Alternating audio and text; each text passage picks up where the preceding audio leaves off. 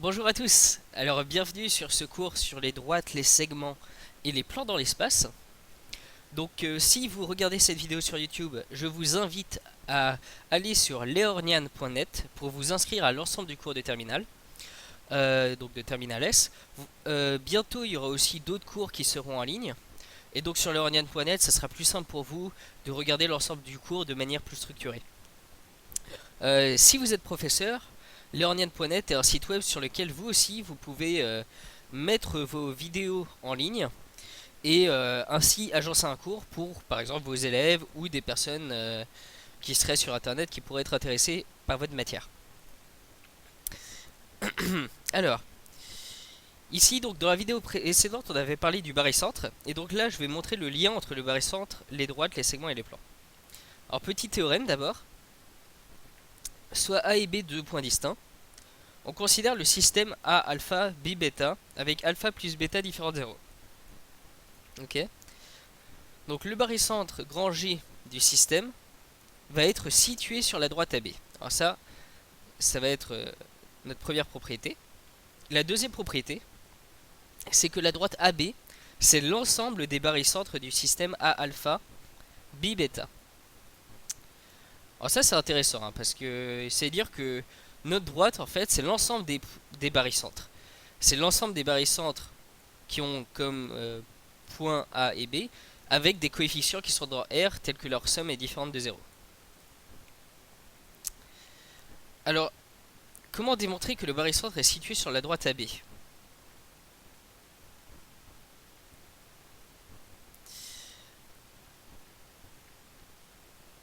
Alors, commençons par d'abord définir le barycentre. Donc, soit G le barycentre. On vérifie d'abord. Alors, comment est-ce qu'on vérifie que G est sur AB? Par définition du barycentre, on a que alpha GA plus bêta GB est égal au vecteur nul. Ça, c'est la définition du barycentre. Alors, à partir de là, qu'est-ce qu'on peut faire? Là, eux, ils ont sauté plusieurs étapes de calcul, alors je vais le décrire à l'oral. Ici, le GB, on peut faire une relation de Chasles. Donc GB, je vais séparer ça en GA plus AB. Donc ça, c'est égal à alpha GA plus bêta GA plus bêta GB. Je reprends. C'est alpha GA plus bêta GA plus bêta AB qui est égal à 0. Donc ça fait du alpha plus bêta fois GA plus du bêta fois AB. Le bêta fois AB, je le passe de l'autre côté, ça donne du moins bêta AB. À gauche, j'avais du alpha plus bêta GA, ce qui me fait du moins alpha plus bêta AG. Je divise par moins alpha plus bêta, et ça me donne AG plus et est égal à bêta sur A plus bêta AB. Et donc on voit bien que AG est collinaire à AB, et donc ça veut dire que G est sur la droite AB, forcément. Alors, les vecteurs AG et AB sont collinaires, donc G est sur la droite. Alors ici, on peut déjà deviner que l'ensemble des points de notre droite, ça va être l'ensemble des barycentres. Pourquoi? Parce que bêta et alpha, on disait qu'on peut les faire varier dans R. Et si je fais varier ça comme je veux dans R, ce terme-là, bêta divisé par alpha plus bêta, je vois qu'en fait, je peux tomber sur n'importe quel nombre réel. C'est-à-dire, je peux tomber sur moins 10, 1 million, moins 1. Donc je peux quelque part fabriquer n'importe quel nombre réel. Et donc, quel que soit le point B que je prends, je vais pouvoir trouver un point grand G défini avec les coefficients alpha et bêta qu'il faut. Alors c'est ce qu'on va faire dans la deuxième démonstration. Donc soit M, un point quelconque de la droite AB, montrons que M est un certain barycentre de A et B. Donc on montre que n'importe quel point M de la droite est en réalité un barycentre de A et B avec des coefficients bien choisis. Alors, les vecteurs AM et AB sont collinaires, donc il existe un réel lambda tel que AM c'est lambda AB, par définition de la collinarité. D'où dans ce cas-là, 1 moins lambda AM plus lambda BM va être égal à 0. Parce que là, j'ai AM, le AB, je remplace ça en AM plus BM. Donc ça fait lambda fois AM plus lambda fois BM. Le lambda fois AM, je le passe de l'autre côté, c'est pour ça que j'ai du moins lambda ici. Donc ça fait du 1 moins lambda AM. Et le lambda MB bah, je le passe de l'autre côté. Et donc j'inverse le signe de MB qui devient BM, enfin qui devient moins BM, mais en passant de l'autre côté, bah, ça redevient BM. Et donc ça fait lambda BM. Conclusion, bah maintenant, ça c'est une des définitions du barycentre. M, bah, c'est le barycentre de A avec le coefficient 1 moins lambda, et B avec le coefficient lambda. Et donc, on a montré que n'importe quel point de la droite était un barycentre de A et B, avec les coefficients 1 moins lambda et lambda en l'occurrence. Alors là, on l'a fait dans le cas d'une droite, mais en fait, ce théorème s'étend aussi dans l'espace à 3 points non alignés. C'est-à-dire, soit A, B et C 3 points non alignés. A priori, on va distinct 2 à 2. On considère le système A, alpha, B, bêta, C, gamma, avec alpha plus bêta plus gamma est différent de 0, donc la masse est toujours différente de 0 pour pouvoir définir le barycentre. Donc cette fois, ça va pas être de droite qu'on va parler, mais ça va être de plan. Donc le barycentre grand G de notre système va être situé dans le plan ABC. Donc ça, c'était un peu l'équivalent avec la droite, sauf que cette fois, bah, c'est un système de 3 couples, donc des couples de points et de coefficients, et donc cette fois on parle du plan. Et le plan ABC, bah, c'est l'ensemble des barycentres du système A alpha, B bêta, C gamma. Alors démonstration, la démonstration est à peu près pareille. Donc d'abord prenons le point grand G et montrons qu'il est sur le plan ABC. Donc par définition du barycentre, on a alpha MA plus bêta MB plus... Alors, si je prends un point M quelconque du plan. Ok. Donc ça, c'était une des propriétés du barycentre. Si je prenais un point quelconque du plan, on avait alpha MA plus bêta MB plus gamma MC est égal à petit m fois mg. Donc ça, c'est la propriété vraiment très pratique du barycentre. C'est que je peux simplifier une somme de vecteurs en un seul vecteur, un coefficient fois un seul vecteur. Alors maintenant, ça c'était vrai pour n'importe quel point grand M du plan. Donc si je choisis grand M en A, et ben j'obtiens ce vecteur là, il devient nul. Ici ça fait du bêta fois AB plus du gamma fois AC. C'est ce qu'on obtient à droite ici, est égal à petit m fois AG. Et donc je divise par le petit m et j'obtiens l'équation ci-dessous. J'ai le droit de diviser par petit m parce que la somme alpha plus bêta plus gamma est différente de 0. Et donc j'obtiens que AG, c'est une combinaison linéaire de AB et de AC. Donc AG, c'est bêta sur m fois AB plus gamma sur m fois AC, avec m différent de 0. Donc les vecteurs AG et AB et AC sont coplanaires, c'est-à-dire AG s'écrit comme combinaison linéaire de AB et AC. Donc G est dans le plan A, AB, AC, c'est-à-dire le plan ABC. Donc là on vient de montrer que grand G est barycentre, est sur le plan ABC. Alors maintenant, deuxième propriété qu'on voulait montrer, montrer que le plan ABC c'est l'ensemble des barycentres du système A alpha, B bêta, C gamma. Alors ici on peut déjà deviner ça, encore une fois, parce que ici on voit que en choisissant alpha et bêta comme je veux, bah ici ce coefficient là je peux le modifier comme je veux et faire n'importe quel nombre réel. Et ici en choisissant gamma et bêta et gamma et par exemple bêta comme je veux, ce coefficient là, enfin et gamma et alpha aussi comme je veux. Donc ici oui, vu que je choisis comme je veux mon alpha pour faire varier mon m, faut que je le fasse varier des deux côtés de la même façon quelque part. Donc c'est pour ça que j'ai choisi bêta et alpha ici et gamma et alpha ici. Comme ça, si je choisissais gamma et bêta ici, ben, quand je faisais varier le bêta ici, ça modifierait le bêta qui serait ici, donc j'aurais des soucis. Mais donc ici, a priori, en modifiant gamma et alpha comme je veux, bah, ce coefficient là je peux le changer comme je veux. Et donc je peux faire n'importe quel nombre réel aussi. Et donc ces deux termes là je peux faire n'importe quel nombre réel de manière indépendante. Et donc quelque part je peux bien naviguer dans l'ensemble de mes points du plan. Alors Bon, je vais faire une démonstration un peu plus rigoureuse maintenant. Et donc, soit M un point quelconque du plan ABC, on va montrer que M est un barycentre de A, B et C avec des coefficients bien choisis. Donc, les vecteurs AM, AB et AC sont coplanaires, parce que M appartient au plan ABC. Donc il existe deux réels lambda et mu, tels que AM est égal à lambda AB plus mu fois AC. Ça, c'est par définition du fait que M appartient au plan. Dire que M appartient au plan, ça revient exactement à dire ça. D'où AM, c'est égal à lambda. Ici, je vais faire une relation de Chasles sur les deux vecteurs. Donc c'est lambda AM plus lambda MB. Donc j'ai séparé AB en AM plus MB. Plus mu AM plus mu MC. Donc ici maintenant, je passe tous les AM du même côté. J'obtiens 1 moins lambda moins mu fois le vecteur AM plus lambda BM plus mu CM.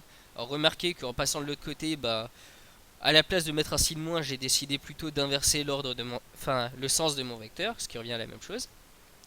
Et ça c'est égal au vecteur nul. Conclusion, là ici on peut remarquer la définition du barycentre de A, B et C avec les coefficients 1 moins lambda moins mu, lambda et mu.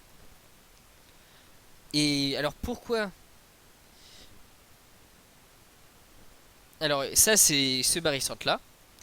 Et pourquoi est-ce que faut d'abord justifier que la somme des coefficients ici n'est pas nulle?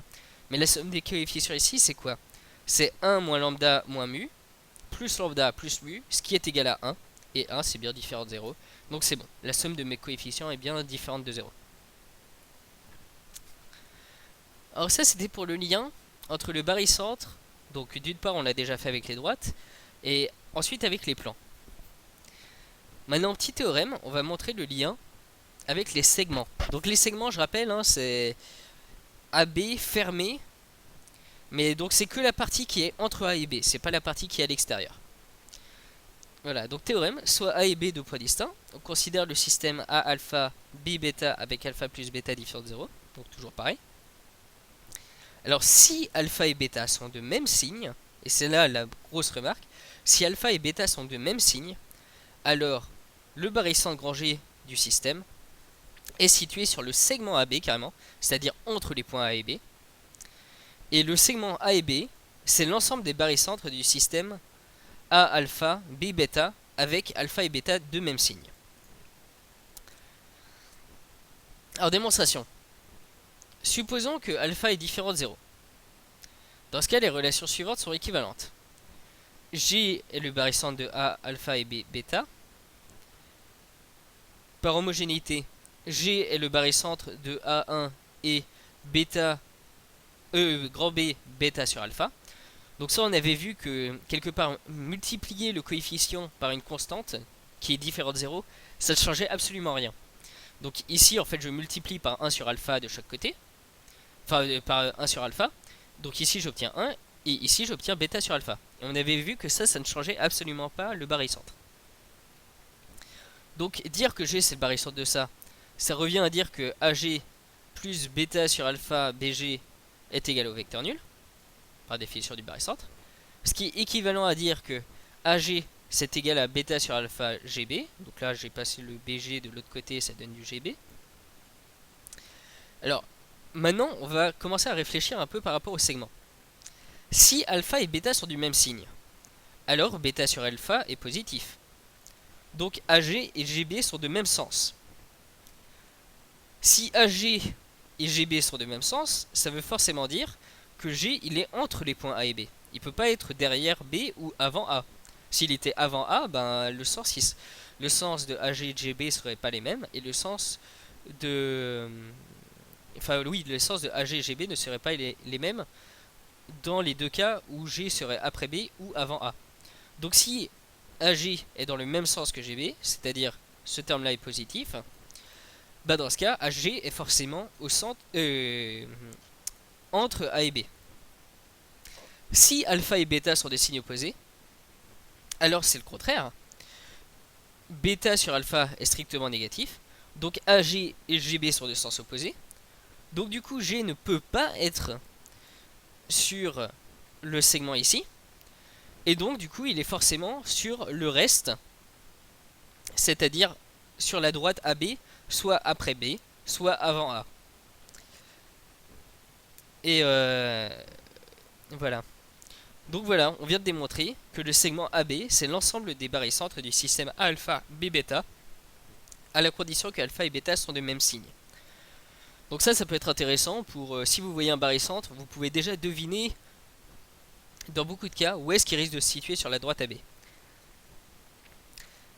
Alors voilà. Je vais m'arrêter là pour... non, je vais pas m'arrêter là, en fait, je raconte des bêtises. Alors, maintenant on va parler de la représentation paramétrique d'une droite, ainsi que d'une demi-droite ou d'un segment. Alors d'abord, petit rappel, soit U un vecteur non nul et A un point. L'ensemble des points M tels que AM est égal à T fois U, où T appartient à R, est une droite. C'est-à-dire l'ensemble des points M tels que AM, bah, c'est un truc proportionnel au vecteur U. Alors proportionnel, ça peut être proportionnel négatif. Donc si c'est négatif, bah, c'est dans le sens opposé. Voilà. Alors c'est la droite qui passe par A et qui est dirigée par le vecteur U. Alors, on la note parfois D de A, point virgule U. Alors, il est important de noter ici que lorsque le paramètre T décrit R, le point M décrit la droite en entier. Donc en fait, il faut vraiment que petit t décrive tout R en entier. Si t décrit que les nombres réels entre 1 et 2, et ben ça va pas faire toute la droite. Donc notre petit t ici, il doit vraiment appartenir à R tout entier. Il doit pouvoir appartenir à R tout entier.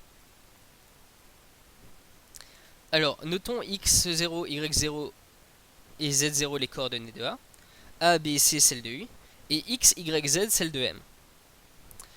Alors, comment est-ce qu'on écrit la relation AM est égale à T fois U? Bah ça, si on passe en coordonnées, ça veut dire que les coordonnées suivant x sont égales, les coordonnées suivant y sont égales, les coordonnées suivant z sont égales. Donc ça donne x moins x0 est égal à A fois T, y moins y0 est égal à B fois T, et z moins z0 est égal à C fois T.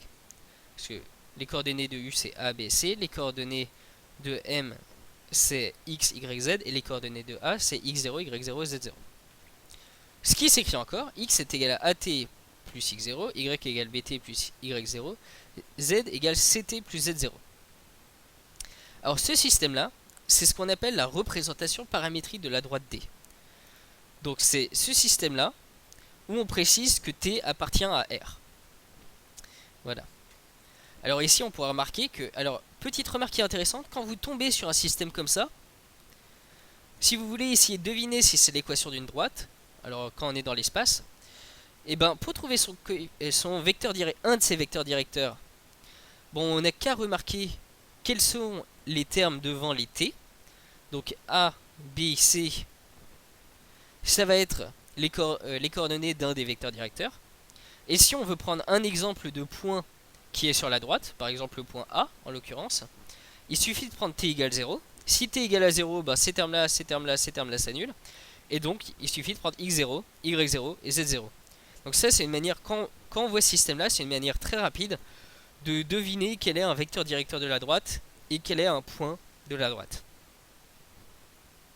Alors petit exemple, la droite dont une représentation paramétrique c'est x égale 2t plus 1, y égale moins t plus 2 et z est égal à moins 1, bah c'est la droite qui passe par le point 1, 2, moins 1 et qui a pour vecteur directeur 2, moins 1, 0. Parce que le terme devant t ici c'est bien 0, hein. On va pas se tromper. Donc voilà, là c'était l'équation paramétrique d'une droite.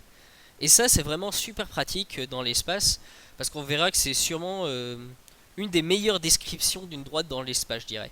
Enfin c'est une des plus pratiques. Alors maintenant on va faire un cas particulier, un peu celui qui a des demi-droites et des segments. Alors ça va être assez proche, mais pas exactement pareil. On se donne toujours la même droite D, A, U. soit B le point tel que AB est égal à U, et C le point tel que AC est égal à moins U. Donc B est là, C est là. Alors pour caractériser la demi-droite AB, donc qui est fermée en A et B, le côté vers B, lui il va jusqu'à plus l'infini, on limite les valeurs du paramètre T seulement en fait à l'intervalle 0 plus l'infini. Donc en fait si on veut parler de la demi-droite AB, ça va être exactement le même système qu'ici, sauf que la seule différence c'est qu'on va pas préciser que T appartient à R, mais on va juste dire que T appartient à R+. Alors pour caractériser la droite AC, donc c'est-à-dire où AC c'est égal à moins U, hein, on limite les valeurs du paramètre T à l'intervalle moins l'infini 0. Donc à la place c'est toujours, on va utiliser le même système, mais on va juste dire que T appartient à R- à la place. Parce qu'en fait quand T va naviguer dans les nombres positifs, et ben M il va être sur cette demi-droite là, et quand T va naviguer quelque part dans les nombres négatifs, et ben M va être sur cette demi-droite là. Alors ensuite, pour caractériser le segment AB, on se limite aux valeurs du paramètre T tel que T appartient à l'intervalle 0, 1. Pourquoi? Parce que pour T appartient à 0, 1, et ben ici, on va passer de 1, 2, 0 jusqu'à 2 plus 1, moins 1 plus 2, moins 1, c'est-à-dire le point A jusqu'au point A plus notre vecteur U, c'est-à-dire le point B. Alors ça c'est pour l'équation parmi... Donc je vais pas refaire la démonstration. Le fait que quand t est positif quelque part, c'est comme si on multipliait u par un coefficient positif, et donc on est de ce côté-là, c'est vraiment l'idée de la démonstration. Ici, le fait que pour être de ce côté-là, bah, faut multiplier u par un coefficient négatif, et c'est comme ça qu'on tombe de ce côté-là. Et pour être entre A et B, bah, quelque part, faut multiplier u par un coefficient entre 0 et 1 seulement, et donc pour tomber sur un point entre A et B.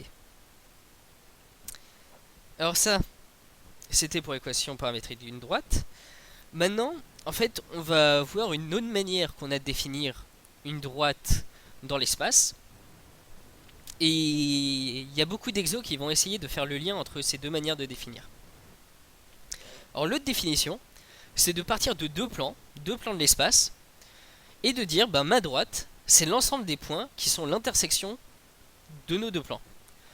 Donc si je prends un plan P et un plan Q, je vais définir ma droite grand D comme l'intersection des plans P et des plans Q. Alors, d'abord, il faut se rappeler de quelle est l'équation d'un plan. Donc, l'équation d'un plan, ça s'écrit sous la forme AX plus BY plus CZ plus D égale 0. Alors, tous les points de notre plan, donc tous les points grand M de notre plan, si on note X, Y, Z, leurs coordonnées, ils vont respecter l'équation AX plus BY plus CZ plus D est égal à 0, où A, B, C et D sont des constantes qui caractérisent le plan.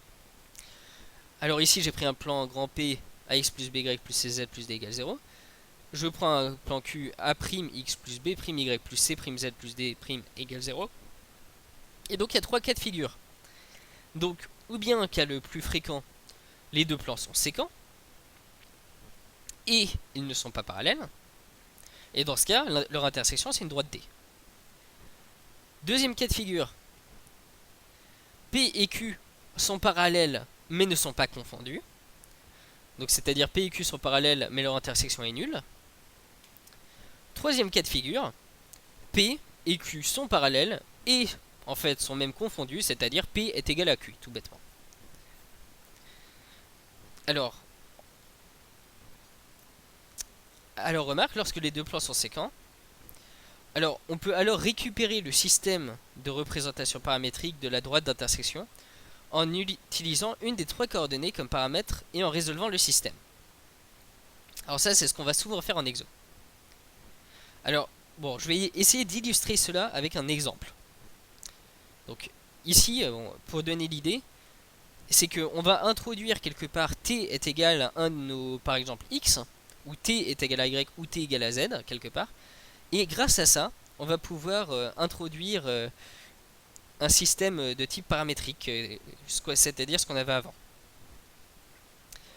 Alors, petit exemple. je vais prendre les plans P et Q suivants. Donc x moins 4y plus 7 égale 0 et x plus 2y moins z plus 1 égale 0. Donc d'abord on va montrer que ces plans sont séquents. Ensuite, vu qu'on saura qu'ils sont séquents et bon clairement ils sont disjoints parce que ils sont pas proportionnels l'un par rapport à l'autre. Voilà. Donc on notera D leur droite d'intersection. Donc ça on a le droit de le faire parce qu'on sait qu'ils sont séquents et qu'ils sont pas parallèles. Oui c'est ça. Et ensuite on voudra déterminer un vecteur directeur de D. Et pour faire ça, bah, petit rappel, là on utilisera l'équation paramétrique parce qu'avec l'équation paramétrique c'est très facile de trouver un vecteur directeur. Alors ici, un vecteur normal à grand P, c'est le vecteur petit n 1 moins 4 0. Ça on l'avait vu quand on avait parlé des plans à une autre occasion, donc un peu plus tôt, quand on était sur un moment sur le produit scalaire et le produit vectoriel. Donc le vecteur 1 moins 4 0 est normal au plan P, parce que c'est les coefficients devant x, y et z. Un vecteur normal à Q, c'est n' de coordonnées, pareil 1, 2, moins 1. Alors voyons si ces deux vecteurs normaux sont collinaires. C'est-à-dire... Alors, donc la question c'est est-ce qu'il existe un réel cas tel que n' est égal à k fois n? La réponse est clairement non. Parce qu'il faudrait qu'on ait à la fois 1 est égal à k fois 1. Non, 1 est égal à k fois 1. Et il faudrait aussi qu'on ait que 2 est égal à k fois moins 4. Ce qui est clairement impossible. Donc, ça veut dire que les n et n' ne sont pas collinaires. Et donc ça veut dire que P et Q sont forcément des plans qui sont séquents et qui forment, dont l'intersection est une droite. Voilà. Donc, maintenant la question c'est on veut trouver les points grand M qui appartiennent à cette droite. Alors un point appartient à la droite D si et seulement si ses coordonnées sont solutions du système x moins 4y plus 7 est égal à 0 et x plus 2y moins z plus 1 égale 0. Alors pourquoi? Parce que ici ça veut dire quoi? Ça veut dire que d'une part M est solution de la première ligne, ça veut dire que M appartient à P. M est solution de la deuxième ligne, ça veut dire que M appartient à Q. Donc au final, dire que M appartient à P et Q, ça veut juste dire que M appartient que les coordonnées de M respectent à la fois la première équation et la deuxième équation. Alors maintenant, posons y est égal à petit t. C'est là où je vous disais une technique usuelle pour passer de l'intersection de deux plans lorsqu'on est dans le cas d'une droite à une forme paramétrique avec des petits t. Et ben c'est par nous-mêmes d'introduire petit y est égal à petit t. Alors, si je pose petit y est égal à petit t, alors on a x est égal, je remplace là-dedans y par petit t, donc c'est x est égal à 4t moins 7, et z, alors z je le passe de l'autre côté, ça va être égal à d'une part 4t moins 7 à cause du x, plus 2t parce que c'est 2y donc ça devient 2t, plus 1, ce qui est égal à 6t moins 6. Et donc ce système-là devient équivalent au système qu'on a ici. X est égal à 4t moins 7, Y est égal à t, et Z est égal à 6t moins 6.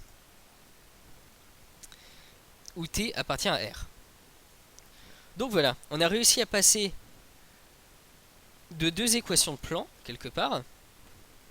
Donc on avait défini M comme l'intersection de ces deux plans, comme un point à l'intersection de ces deux plans. On a réussi à passer à une équation de type paramétrique pour notre droite en introduisant y est égal à petit t. Alors ici on a choisi y, hein, ça pourrait être x, ça pourrait être z, c'est comme vous voulez, les trois façons fonctionnent. Donc maintenant on a une équation paramétrique. Nous notre question c'était de trouver un vecteur directeur de petit d. Bah, alors déjà le point A de coordonnées moins 7, 0, moins 6, il est sur petit d. Et le vecteur U défini par 4, 1, 6, bah, c'est un vecteur directeur de la droite. Alors comment vérifier ça? Donc on va refaire un peu la démonstration qui montre ça. Donc soit à ce point là. Donc le point A, ce que je disais, c'est un point de la droite petit d. Alors ça c'est évident parce que si on prend petit t est égal à 0, bon on voit que directement il respecte cette équation, c'est-à-dire il respecte cette équation. Donc le système ci-dessus, si je prends un point grand M de coordonnées x, y, z, le système ci-dessus s'écrit en fait AM est égal à t fois u, avec A qui est un point de notre droite, et U qui est le vecteur qui est un vecteur. Donc ça veut dire que U est en fait le vecteur directeur de notre droite, petit d. Donc l'ensemble des points AM sur notre droite, lorsque t par enfin notre droite AM, elle a pour vecteur directeur petit u. Alors ça c'était pour comment passer de l'équation d'une droite en tant qu'intersection de deux plans à une équation paramétrique. Alors petit truc, c'est je crois que en pratique, je crois pas qu'il existe vraiment d'autres systèmes d'équations pratiques pour décrire une droite. Donc en gros, ça sera en général soit l'un soit l'autre. Soit quelque chose avec les vecteurs directeurs, ce qui en fait est équivalent à ces deux choses. Alors maintenant, autre exo un peu classique, c'est de chercher l'intersection d'une droite et d'un plan. Alors ici, par exemple, je vais donner un plan grand P d'équation ax plus by plus cz plus d égale 0, et une droite grand D représentée par x est égal à alpha t plus x0, y est égal à bêta t plus y0, z est égal à gamma t plus z0. C'est-à-dire de vecteurs directeurs. Notre droite, elle a un de ses points, c'est le point de coordonnées x0, y0, z0. Et un de ses vecteurs directeurs, c'est le vecteur alpha, bêta, gamma. Alors il y a trois cas de figure. Soit notre droite D va couper notre plan P et ne va pas être parallèle au plan P. Donc dans ce cas, une droite qui traverse un plan, et ben ça fait un point. L'intersection, ça va juste être un point. Soit grand D est strictement parallèle à P, alors il est parallèle et il est distinct. Enfin, et leur intersection est nulle. Donc dans ce cas-là, leur intersection va être nulle. Soit carrément la droite grand D, elle est incluse dans le plan, donc elle est carrément dans le plan, et dans ce cas, bah, leur intersection, ça va être la droite grand D tout entière. Alors ici, on va supposer que le vecteur normal A, B et C au plan P, donc le vecteur A, B, C, ben oui, il est bien normal au plan P. Et le vecteur directeur U, alpha, bêta, gamma de la droite D sont non orthogonaux. Alors, si le vecteur normal au plan et le vecteur directeur de la droite ne sont pas parallèles, ne sont pas orthogonaux, ça veut dire que notre droite et notre plan sont forcément séquents et que leur intersection, ça va juste être un point du coup. Parce que sinon, enfin, si U était orthogonal à N, ça voudrait dire que U et P sont parallèles. Que D et P sont parallèles. Alors on va rechercher les coordonnées de A. Donc ainsi, on a P et D qui vont être séquents à un point A. On va chercher les coordonnées de ce point A. Donc pour faire ça, on va résoudre le système d'équations suivant. D'une part, grand A, sa coordonnée suivant x, ça va être un nombre sous la forme alpha t plus x0. Sa coordonnée suivant y, ça va être un nombre sous la forme bêta t plus y0. Et sa coordonnée suivant z, ça va être un nombre de la forme gamma t plus z0. À cause du fait que A est sur la droite. En plus de ça, A est aussi dans le plan. Donc ça veut dire que A fois la coordonnée suivant x de A, plus petit b fois la coordonnée suivant y de A, plus petit c fois la coordonnée suivant z de A, plus d est égal à 0. Alors ici, en fait, on veut montrer que ce système, si on il admet pour t une solution qui est unique. Et une fois qu'on aura trouvé notre nombre t, et ben ça voudra dire qu'on aura trouvé notre point A. Parce que notre nombre t, ici, si on le connaît, ça veut dire qu'on connaît x, y, z, c'est-à-dire qu'on connaît notre nombre A. Donc c'est ce système-là. Donc on veut résoudre ce système-là pour t. Donc cette équation-là pour t. Je simplifie. Je mets tous les t en facteur. Donc j'ai du a alpha plus b bêta plus c gamma fois t, plus du ax0 plus by0 plus cz0 plus d qui est égal à 0. Alors on a supposé que n et u sont non orthogonaux. Et si n et u sont pas orthogonaux, alors là il faut se souvenir du produit scalaire. Comment montrer qu'ils sont pas orthogonaux? Eh ben il suffit de montrer que le produit scalaire n'est pas égal à 0. Parce que, je rappelle, dire que deux vecteurs sont orthogonaux, c'est équivalent à dire que leur produit scalaire est égal à 0. Donc ça, c'était dans le cours sur le produit scalaire. Alors, quel est le produit scalaire de n et u? C'est a alpha plus b bêta plus c gamma. C'est-à-dire les coordonnées suivant x de n fois coordonnées suivant x de u, plus coordonnées suivant y de n fois coordonnées suivant y de u, plus coordonnées suivant z de n fois coordonnées suivant z de u. Ce qui fait bien a alpha plus b bêta plus c gamma. Donc ça c'est différent de 0 parce qu'on avait dit que n et u ne sont pas orthogonaux. Donc ça veut dire que j'ai le droit de diviser par ça. Et donc je peux diviser par ça. Et donc j'obtiens au final t est égal à moins ce terme là divisé par a alpha plus b bêta plus c gamma. Donc on a bien vu que on voit que dans le cas où n et u ne sont pas orthogonaux, c'est-à-dire dans le cas où ma droite grand D et mon plan P ne sont pas parallèles, c'est-à-dire ils sont séquents, je trouve bien en effet une unique solution pour petit t. Et maintenant, je peux remplacer dans le système de représentation paramétrique de grand D mon petit t par ce terme-là. Et ça fait que j'ai obtenu les coordonnées de mon point A. Alors bon, là c'était de manière très générale. Maintenant, je vais faire un exemple un peu plus précis. Donc, je vais prendre une équation de plan qui est le plan 2x moins z est égal à 0. Ok, une équation de droite qui est la suivante. Un vecteur normal au plan, c'est le vecteur 2, 0, moins 1. Donc lui, il est normal au plan P.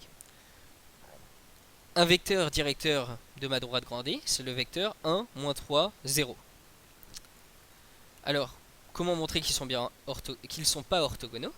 Bon, on fait le produit scalaire. N produit scalaire U, c'est 2 fois 1 plus 0 fois moins 3 plus moins 1 fois 0.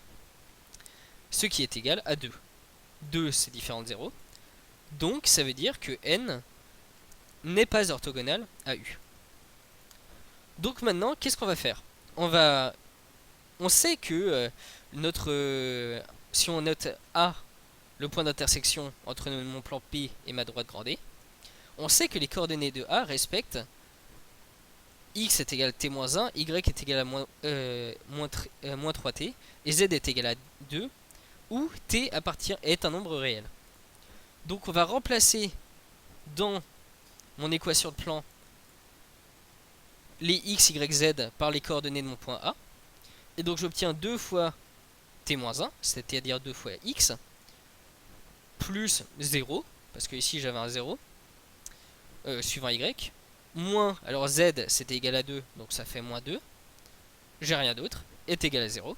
Donc là j'ai remplacé dans mon plan, l'équation dans mon plan P, j'ai remplacé, pour l'équation de mon plan P, j'ai remplacé x, y, z par les coordonnées du point A, où je savais qu'en fait A respectait le système d'équation de ma droite paramétrique grand D. Donc je résous ce système pour petit t. Donc j'ai 2 fois t-1 moins 2 qui est égal à 0. Je passe le 2 de l'autre côté, je repasse l'autre 2 de l'autre côté, je divise par 2, ça fait 4 divisé par 2, ça fait t est égal à 2. Donc j'ai résolu le système, ça fait que t est égal à 2. Maintenant je réinjecte mon t là dans l'équation de ma droite pour trouver les coordonnées de mon point A. Et donc les coordonnées de mon point A, suivant x, ça va faire 2 moins 1, donc ça va faire 1. Suivant y, ça va faire moins 3 fois 2, donc ça fait moins 6. Et suivant z, ça va faire 2, parce que de toute façon, lui, ça dépend pas de t. Donc ici, on a trouvé l'intersection de mon plan P et de ma droite grand D. Donc ça, c'est encore une fois un exo très classique, donc à savoir faire, je dirais. Alors maintenant, autre cas intéressant, on va parler de l'intersection éventuelle de deux droites de l'espace. Alors ça, c'est... Si on prend deux droites de l'espace, ce n'est pas évident qu'elles se croisent. Alors, on donne deux droites, D et D' de l'espace, et pour chacune, on donne leur représentation paramétrique. Donc, ici, j'ai un premier système, x égale à t plus x1, y est égal à bt plus y1, z égale ct plus z1, t appartient à r. Donc ça, c'est l'équation pour ma droite grand D. Et l'équation pour ma droite grand D', bah ici, c'est d'autres coefficients, hein. Donc c'est alpha, x2, bêta, y2, gamma, z2. Et ici, pour ne pas me tromper, je décide de noter mon paramètre t'. Je le note pas comme l'autre paramètre. Donc là, c'est ce qu'il faut remarquer ici, c'est un bon réflexe. Ne pas utiliser le même paramètre t pour les deux droites. Parce que, a priori, ça n'a pas besoin d'être le même paramètre sur les deux droites. Mais bon, enfin, dans le cas le plus fréquent, c'est pas du tout. Les paramètres n'ont rien à voir. Donc il n'y a pas de raison que les paramètres aient quelque chose à voir l'un avec l'autre. Alors, qu'est-ce qui se passe si j'ai deux droites dans l'espace? Donc ça, c'est assez intuitif. J'ai deux droites dans l'espace. Le cas le plus fréquent, c'est que D et D' ne sont pas coplanaires, c'est-à-dire ne sont même pas sur le même plan. Et si elles sont même pas sur le même plan, et bien dans ce cas, elles vont pas se couper. C'est tout. Donc dans ce cas-là, leur intersection, ça va être l'ensemble vide. Il n'y aura aucun point à l'intersection. Enfin, il n'y aura pas d'intersection. Donc l'intersection, ce sera l'ensemble vide. Deuxième cas de figure, D et D' sont séquentes. Alors dans ce cas-là, D et D' sont forcément dans le même plan. Parce que pour être séquente, ça veut dire qu'on peut ensuite définir le plan P dans lequel les deux appartiennent. Donc ça, c'est dans un des cas particuliers où D et D' sont coplanaires. Un autre cas particulier, D et D' sont coplanaires et sont parallèles. Donc ça veut dire elles sont dans le même plan, mais elles ne se croisent jamais. Enfin, elles sont parallèles et pas confondues. Donc elles se croisent jamais, elles sont dans le même plan et elles sont parallèles, quoi. Donc c'est le cas de figure ici. Et enfin, dernier cas de figure, D et D', bah en fait on est en train de parler de la même droite. C'est-à-dire D et D' sont confondus. Dans ce cas, ils sont parallèles, confondus, coplanaires, tout ce qu'on veut. Voilà. Alors, comment est-ce qu'on va faire pour étudier l'intersection de deux droites? L'idée, en fait, c'est qu'ici, j'ai un système où mon inconnu... En fait, ici, j'ai x qui est égal à at plus x1 pour mon point grand A. Je vais avoir, si je note x, y, z, les coordonnées de mon point grand A. Je vais avoir at plus x1 qui est égal à x, bt plus y1 qui est égal à y, ct plus z1 qui est égal à petit z. Mais vu que A va être dans l'intersection de D et de grand D', ben, dans ce cas-là, ça veut dire qu'il respecte les deux équations en même temps. Et ici, qu'est-ce qu'on va remarquer? Le petit x, ça c'est la coordonnée suivant x de mon point A. Donc, ça va être le même. Le petit x, lui, ça va être le même que l'on soit en train de parler de D ou de grand D'. Parce que notre point A, il est sur grand D et grand D'. Donc en fait ici on va avoir x qui sera à la fois égal à ça et à la fois égal à ça. Donc on va avoir ceci qui va être égal à ceci.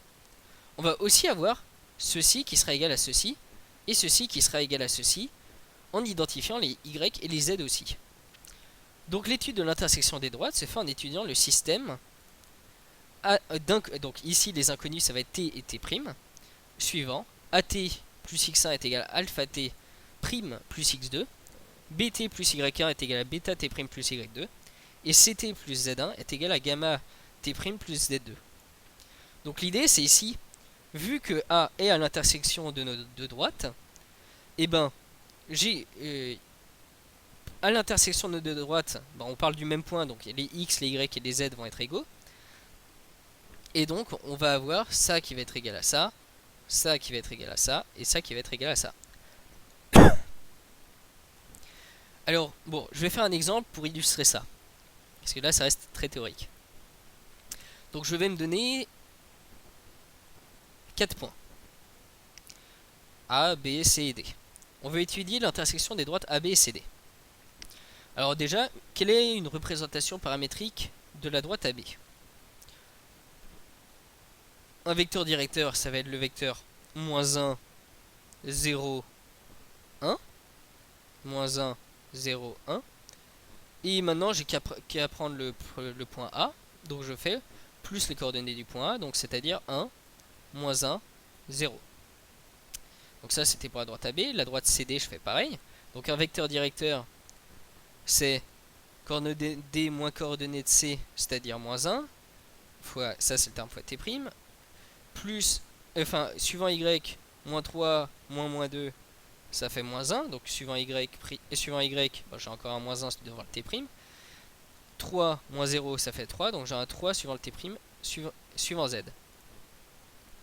Et ensuite, je peux rajouter les coordonnées de mon point C, parce qu'il appartient à la droite, et donc j'ai plus 3, -2, 0. Voilà, donc là j'ai deux équations paramétriques. Donc comment trouver l'intersection? On va résoudre le système moins t plus 1 est égal à moins t' plus 3, moins 1 est égal à moins t' moins 2, et t est égal à 3t'. Alors la deuxième équation, ça donne t' est égal à moins 1, parce que ici on obtient donc en passant le t' de l'autre côté, le moins 1 de l'autre côté, ça fait t' est égal à moins 1. Ensuite avec la troisième, si t' est égal à moins 1, ça donne t est égal à moins 1 fois 3, c'est-à-dire t est égal à moins 3. Alors maintenant la question c'est, est-ce que ces deux valeurs sont compatibles avec la première équation? Alors dans ce cas, on obtient moins 3 plus 1, c'est-à-dire 4, est égal à moins 1, c'est-à-dire 1, plus 3, c'est-à-dire 4. Donc oui, c'est compatible. On peut donc affirmer deux choses. D'une part, le système a une solution, donc les deux droites ont une intersection non vide, donc les deux droites sont forcément coplanaires. Deuxième remarque, alors là, en résolvant le système, on a vu que le système admet une unique solution, qui est le couple TT', -3, -1. Alors, le système avait bien une unique solution, c'est-à-dire ici T et T', c'était -1, enfin -3 et -1, mais je ne pouvais pas choisir d'autres T et T'. En trouvant ces deux valeurs-là, j'ai vraiment résolu tout mon système. Donc, le système admet une unique solution, et donc les droites sont séquentes en un seul point A. Et donc, ça veut dire que les deux droites ne sont pas identiques. C'est pas la même droite. Parce que si c'était la même droite, dans ce cas, il y aurait une infinité de solutions. Alors pourquoi je dis ça? Parce qu'en fait, là, les solutions qu'on a trouvées, en fait, t et t' et les x, y, z qui correspondent, bah, en fait, c'est juste les coordonnées de mon point A. Donc en fait, c'est l'équivalent en termes de coordonnées de faire l'intersection de nos plans. L'intersection de nos droites, désolé. Donc si j'ai mon système là, c'est vraiment la même chose que de faire l'intersection des deux droites. Donc si lui il admet une seule solution, ça veut dire qu'à l'intersection de nos deux droites, bah, il y a un seul point. Donc maintenant on a trouvé t et t'. On n'a plus qu'à rentrer ça dans une des deux équations. Par exemple la première. Donc la coordonnée de mon point A, ça va être -3 plus 1 suivant x. Donc x ça va être 4. Y ça va être -1. Et z ça va être -3. Et donc les coordonnées de mon point d'intersection, ça va être 4, -1, -3. Et donc voilà. Et donc ici on a résolu notre système pour trouver l'intersection de nos deux droites. On a remarqué qu'il y avait un seul point à cette intersection et qu'il y en avait un. Et donc, et ces coordonnées c'était ça. Donc remarque, hein, si nos deux droites étaient identiques, ici en fait notre système aurait une infinité de solutions. On aurait quelque chose où quelque chose ici est toujours vrai, quelque chose ici est toujours vrai, et ici quelque chose qui donne une infinité de solutions par exemple. Alors dans les différentes configurations ci-dessus, nous avons été confrontés à des systèmes linéaires, et donc dans la prochaine vidéo, on va parler davantage des systèmes linéaires, parce que c'est la suite en fait de tout ce qui se fait en géométrie, en fait ça peut se poser en équation. Et quand ça se pose en équation, très souvent on a à résoudre des systèmes linéaires, en tout cas pour des équations de droite et des équations de plan. Et donc dans la prochaine vidéo, on parlera des systèmes linéaires. Donc encore une fois, je vous rappelle, si vous êtes en train de regarder cette vidéo sur YouTube, inscrivez-vous sur learnian.net pour voir l'ensemble du cours de terminale. Et bah, je vous attends dans la prochaine vidéo sur les systèmes linéaires. Ok, salut, à bientôt.